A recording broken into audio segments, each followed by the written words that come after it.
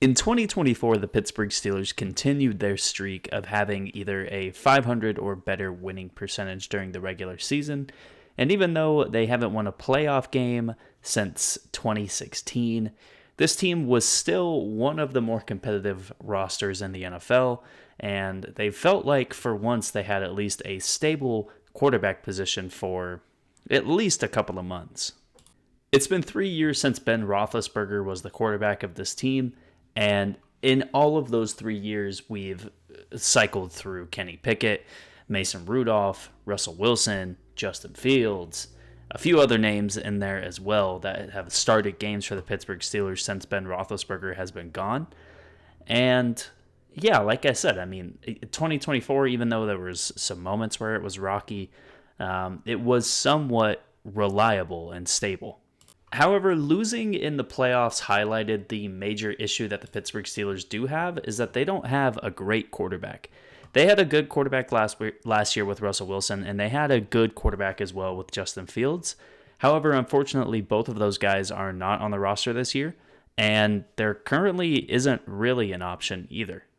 As I already mentioned, Russell Wilson and Justin Fields have gone on to different teams, actually both going to the New York teams. You have other losses, guys like Dan Moore, guys like James Daniels. I'll say this about the Pittsburgh Steelers offseason. There was close to $200 million that was given out in total contract value to the various guys that left the Pittsburgh Steelers. And while these guys are good players, I don't know if it's really that bad that Pittsburgh lost these players for the amount of money that they were given. I mean, James Daniels to get $24 million, Dante Jackson to get $13 million. Even in my opinion, giving Justin Fields $40 million, 30 of it guaranteed at signing, it's just a weird...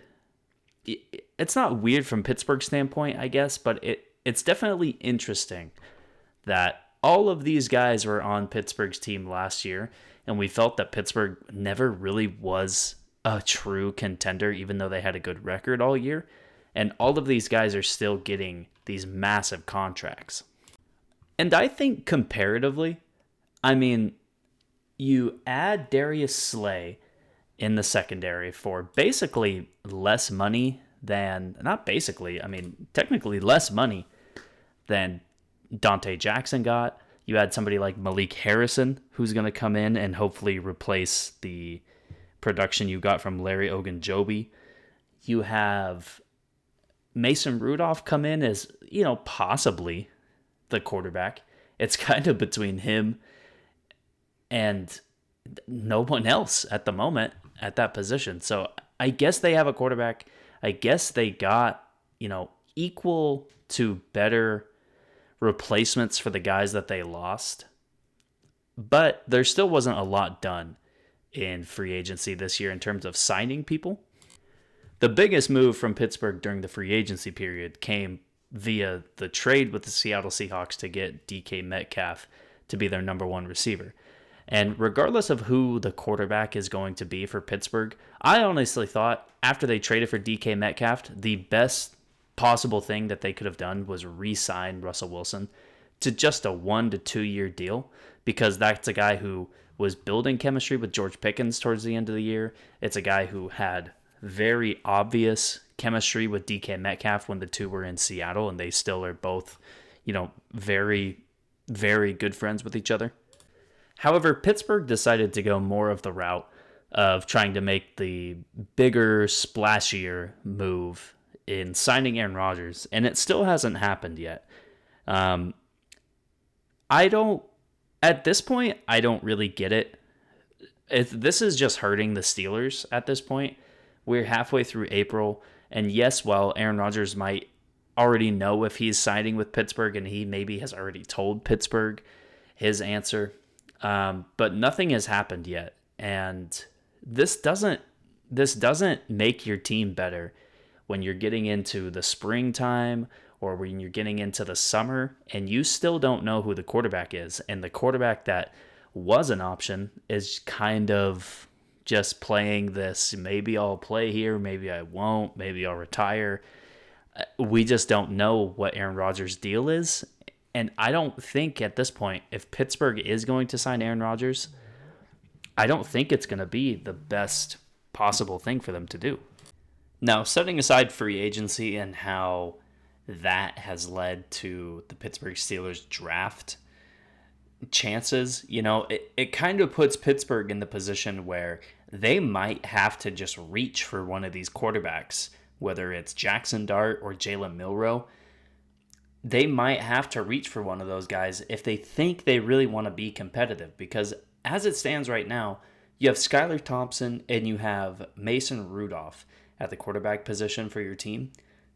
And when you've made as much of an investment into your defense and into your wide receiver group that this team has made, you need to have an actual quarterback that can possibly help win games.